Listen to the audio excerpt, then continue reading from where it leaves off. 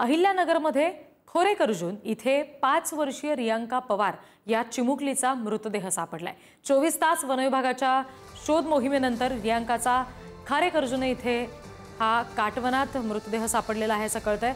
संध्याकाळी 7च्या सुमारास बिबट्यानं रियांकाला ओढत नेलेलं होतं आणि आता तिचा मृतदेह एका काटवनात आढळून आलाय। आणखी तपशील घेऊयात प्रतिनिधी उमर सय्यद यांच्याकडून। उमर, काल सायंकाळी 7च्या सुमारास नगर तालुक्यातील खारेकरजून येथील एक 5 वर्षीय चिमुकली रियांका पवार हिचा एक बिबट्याने तिला उचलून नेलं होतं। तब्बल 12 तास शोध मोहीम केल्यानंतर अखेरकार या रियांका पवार हिचा मृतदेह खारेकरजून परिसरातील काठवणामध्ये सापडलेला आहे। सध्या तो मृतदेह पोलिसांनी ताब्यात घेऊन सिव्हिल हॉस्पिटलमध्ये खासगी जिल्हा शासकीय रुग्णालयामध्ये नेऊन शव विच्छेदनासाठी पुढील कारवाई करण्यासाठी नेण्यात आलेला आहे। विशेष म्हणजे अहिल्यानगर जिल्ह्यामध्ये गेल्या अनेक दिवसापासून बिबट्याचा वावर मोठ्या प्रमाणावर सुरू आहे। गेल्या 10 दिवसांमध्ये खारेकरजुनी येथील तिसरी घटना काल आपल्याला पाहायला मिळाली। मागील आठवड्यामध्ये कोपरगाव तालुक्यात एक 60 वर्षीय महिला आणि एका 4 वर्षीय चिमुकलीवरती बिबट्याने हल्ला केला होता आणि काल देखील सायंकाळी 7च्या सुमारास बिबट्याने रियांका पवार हिला उचलून नेले होते। तब्बल 12 तास वन विभाग आणि पोलीस त्याचप्रमाणे गावकरी देखील या शोध मोहिमेत सहभागी झाले होते। रियांका पवार हिचा मृतदेह वन विभाग, पोलीस आणि गावकरी देखील शोधत होते। अखेरकार या परिसरातील काठवणामध्ये रियांकाचा मृतदेह सापडलेला आहे। मात्र बिबट्या अद्यापही ज्या बिबट्याची जी भीती ते अद्यापही या परिसरातील लोकांमध्ये आहे। कारण रियांकाचा मृतदेह जरी सापडला असला तरी बिबट्या अद्याप या वन विभागाच्या ज्या पिंजऱ्यामध्ये तो अडकलेला नाहीये। त्यामुळे खारेकरजून परिसरातील नागरिकांमध्ये अद्यापही भीतीचे आणि घबराटीचे सावट आपल्याला पाहायला मिळते। जी उमर, धन्यवाद या सगळ्या माहितीसाठी।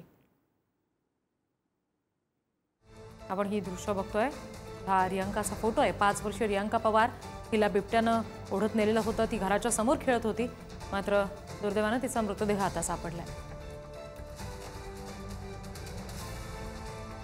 राज्य वन्यजीव मंडळाचे माजी सदस्य कुंदन हाते सध्या आपल्याशी जोडले गेलेले आहेत, त्यांच्याशी आपण बोलूया।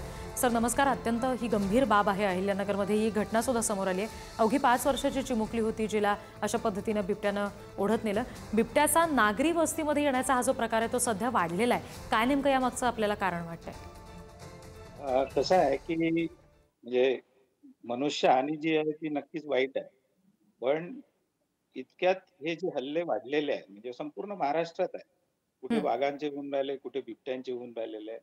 तर यावर मला असं वाटतं की एखादं प्रकरण झालं आणि त्यात प्रकरणानंतर काही दिवसानंतर वन विभाग शांत होतो, पण शांत न होता सायंटिफिकली जर थोडासा स्टडी केला की नेमकं लेपर्डचं असं बिहेवियर का चेंज होत आहे, का होत आहे? कारण आपण बरेचदा बघतो गावात की काही कुत्रे एका विशिष्ट गाडीच्या मागे धावतात, बाईकच्या मागे धावतात, म्हणजे ते कुठेतरी हर्ट झालेले असतात असा अभ्यास आहे।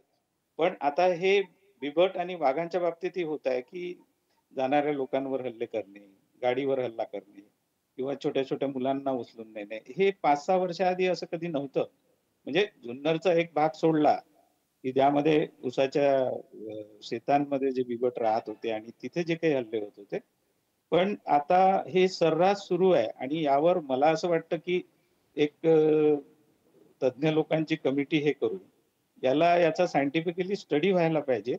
म्हणजे आता जे काही स्टेटमेंट्स येऊन राहिले, आम्ही बघतोय, वाचतोय की बिबट पकडा, काही आफ्रिकेला, आजच्याच पेपरला होतं की आफ्रिकेला पाठवा, वंताराला पाठवा, हे सोल्युशन नाही आहे।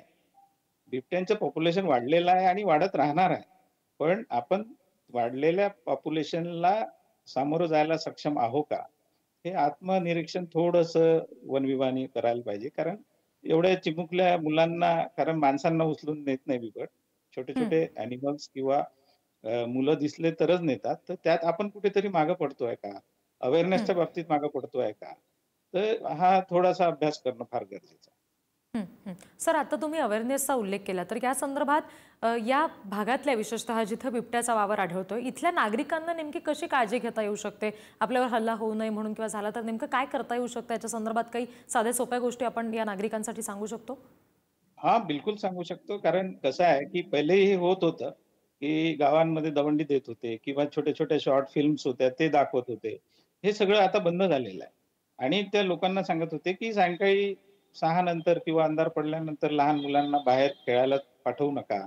हं, काही दिवस आणि लेपर्डचं तिथं जर वावर आहे, हं, तर वन विभाग त्यांना सतर्क सुद्धा करत होता, की "बुवा या साइडला जाऊ नका, इथे आज हे." पण आज मला असं वाटतं ही शोकांतिका आहे, की वन विभागाचे जे काही कर्मचारी आहेत, ते हं, फिरतात की नाही फिरतात यावर मी बोलणार नाही आहे. पण लोकांना थोडं सांगायला पाहिजे ना, की कसं वागायचं, शेतात हं. जाताना ग्रुपनी जायचं, एकट्याला कोणाला सोडायचं नाही.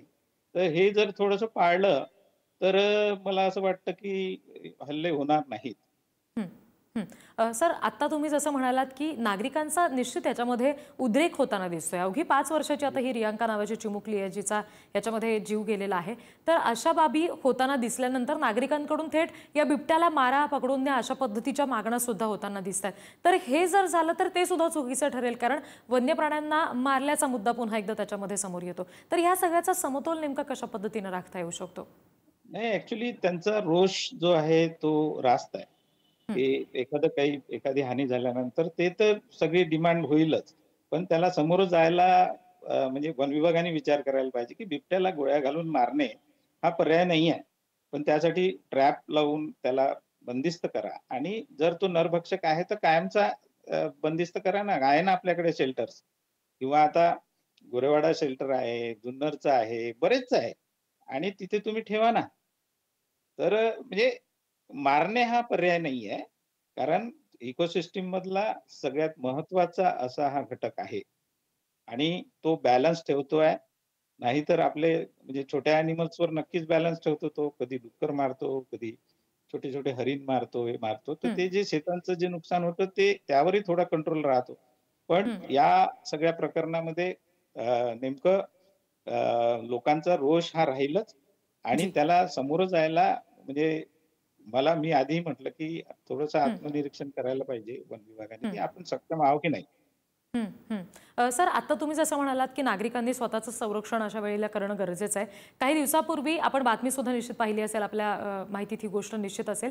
खिळ्यांचा एक पट्टा काही नागरिक वापरताना दिसतायत, की आम्ही शेतात काम करत असतो, आम्ही संध्याकाळच्या वेळात जर घराबाहेर कुठल्या कामासाठी पडलो, तर बिबट्या हल्ला करण्याची भीती आहे.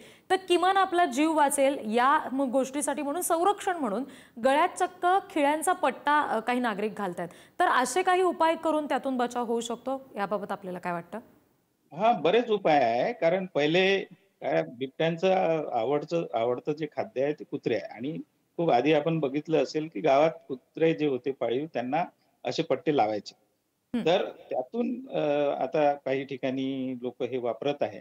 पण काही उपाय आहे, ज्या उपायांमुळे बिबट तुमच्या शेतात किंवा तुमच्या घराजवळ, गावाजवळ येऊ शकत नाही. तर यावर थोडंसं काम करणं फार गरजेचं आहे. कारण हं, बरेचसे डेमॉन्स्ट्रेशन जे आहेत, क्रॉप डॅमेजचे असो किंवा टायगर लेपर्डच्या बाबतीतले असो, हं. हे झालेले आहे, देत आहे, पण इतक्यात सगळं बंद झालेलं आहे. म्हणजे एक युरिन जे टायगर युरिनचं जे होतं, की त्याचा शिडकाव केला किंवा हे केला, तर ते झूमध्ये जी. किंवा कुठून आरामात मिळू शकतं. आणि दुसरं आहे, की मिरची पावडर आणि ऑइल, इंजिन ऑइल, खराब इंजिन ऑइल याचा एक काही डेमॉन्स्ट्रेशन विदर्भात दिलेले होते. तर हं, तिथल्या शेतकऱ्यांना, तिथल्या लोकांना याचा खूप फायदा झाला. बरं. जी, अगदी. कुंदनाते सर, धन्यवाद. आपण हे सगळं सविस्तर विश्लेषण केलंत. पुढारी न्यूजवर या सगळ्या संदर्भात मार्गदर्शन केलं यासाठी.